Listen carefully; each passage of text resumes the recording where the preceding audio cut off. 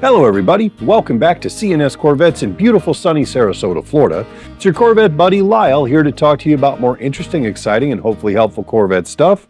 Today we're going to dig into another one of those amazing Corvette concept cars from the 60s that affected a lot of what happened with Corvette in the years to come. Hello, my 71,000 plus YouTube viewers and the 37% of you who haven't subscribed yet.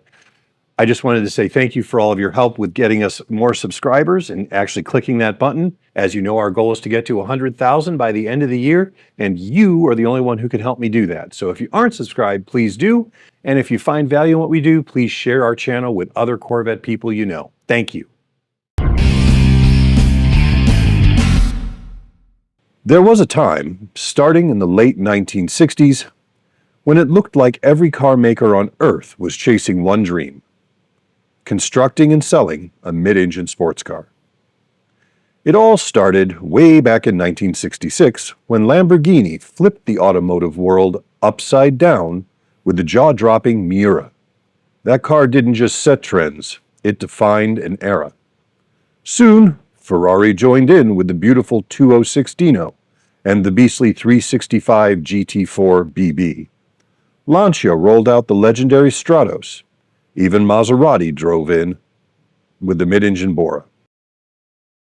It wasn't just an Italian affair either. Mercedes tested their radical C111, and BMW gave us the unforgettable M1. If you were building a high-dollar performance car in the 1970s, mid-engine was the name of the game. And yes, that included General Motors. After the success of their Serve 2 concept, GM seriously considered pushing the Corvette into mid-engine territory. Zora Arkus Duntov, known as the father of the Corvette, was obsessed with the idea. He knew the only way to keep up with Europe's finest was to bring that V8 to the middle of the chassis. Around the same time, Duntov teamed up with Corvair engineer Frank Winchell to create the XP819. It had a rear-mounted aluminum V8 and cartoonishly huge rear tires to try to keep everything on track and in check.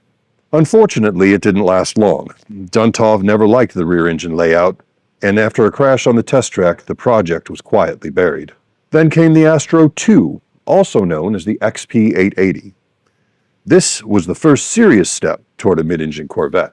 Designed with the help of Corvette styling legend Larry Shinoda, the Astro II looked like a work of art. Sleek, swooping, dramatic, it could have stood proudly next to any Lamborghini of the day. Under the skin, it wasn't quite as exotic. A 427 cubic inch V8 was mounted backwards, making 400 horsepower, connected to an extremely fragile 2-speed automatic from a 1963 Pontiac Tempest. Not exactly Formula One technology. Still, at 3,300 pounds, Duntov himself wrung out over 1 G of cornering grip on street tires. That's impressive even today. Sadly, like many Corvette concepts, the Astro II never saw production. It wowed crowds on the auto show circuit and then disappeared into GM's design archives. As a consolation prize, a few styling cues made it onto the rear of the 1974 Corvette, but that was about it. The Astro III came next, but that was more about showing off GM's new turbine tech than anything Corvette related. From the stunning 1969 Manta Ray to the XP882 and beyond, GM kept chasing the dream. Decade after decade, concept after concept, until finally in 2020, the dream did become reality. The C8 Corvette, mid-engine, production-ready, and purely American performance. It took decades of ambition, experiments, and failures, but Corvette finally went mid-engine, and it all started with wild ideas, like the Astro II. So what do you guys think about the Astro II? I mean, clearly by looking at the pictures, this car would have been at home in any European showroom. It was absolutely gorgeous. And even today, that car still has a presence. I believe it's kept at the Corvette Museum currently. And it is just gorgeous, and it's tiny, which is nice. Tiny is good. I was really excited to do this. You guys know how I love Corvette history.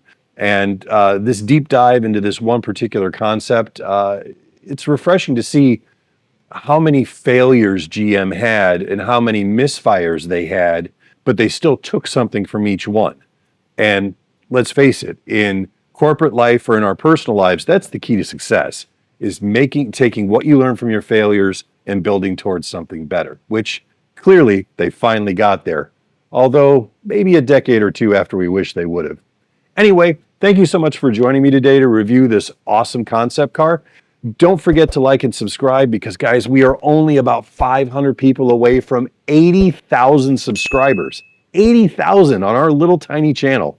So if you've got Corvette friends, if you've got anybody who's interested in this kind of material, please let them know about our channel. And if you haven't already subscribed, please do. I really appreciate it. Thank you so much and have a great day.